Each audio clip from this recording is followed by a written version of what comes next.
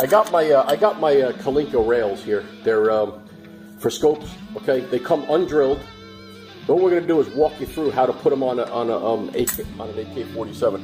This one is done over here already. What I did is I cut a notch into here. I did a plug weld back here, so I don't have to drill into my receiver. I don't suggest any of you guys ever do that, especially on the stamped AKs. These are milled receiver, and I still won't do it. But here we have a blank here. This is one of the blanks, like I said.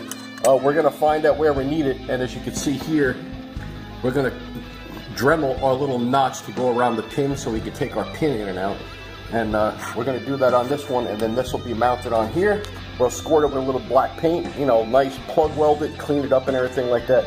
Also, as you can see here, I had to put a little notch in there so I could slide my rail on, because on an underfolder you have this thing on the back, so you have to slide your rail on from the front. You lift up your front sight here and you slide it on from the front. But it is imperative, I mean, especially for guys old as me, 45, to have a scope so you can see further out. So, and also, in addition to that, what I had to do was, if you could see it there, you see here, I could get a better look at it here.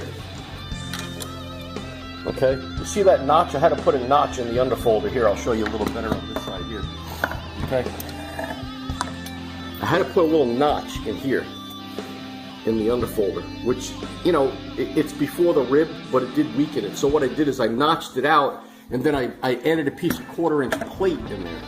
I don't know if you can see that here, kind of a shitty light, but I added a large piece of 1/4 inch plate to bring the rigidity back to it. So, I mean, that was really all I needed to do, and now I'll show you what it looks like folded up.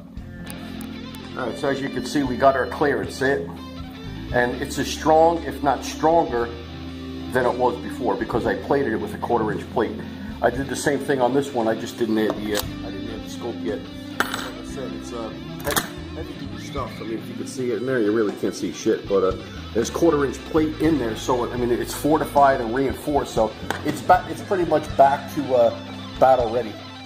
So that's what we're going to do. We're going to put that on there, and I'll walk you through the whole process. These ladybugs are driving me up the wall today. So as you can see, we drilled our holes and we molded it, okay, so that it sits in there. What I did is I taped up around it so that we don't get any splatter, okay? You can see here, it's going around that pin and around that pin. And it's exactly where I want it to be, so when you slide your scope on, I also notched out that little area right there. So now what I'm going to do is I'm going to plug weld that one, and I'm going to plug weld this notch. And on the end of the notch, I'm just going to stick this piece of brass that I had so that the weld stops there, you know, so it's a nice clean application. So we'll check back with you. So we're back. I thought I'd throw this in and show you guys. It's just a piece of angle iron, and I got an old magazine, and I welded it, you know, to it, because I work a lot, you know, on AKs. So that's pretty much it. I mean, you could mount this in your vise in your shop.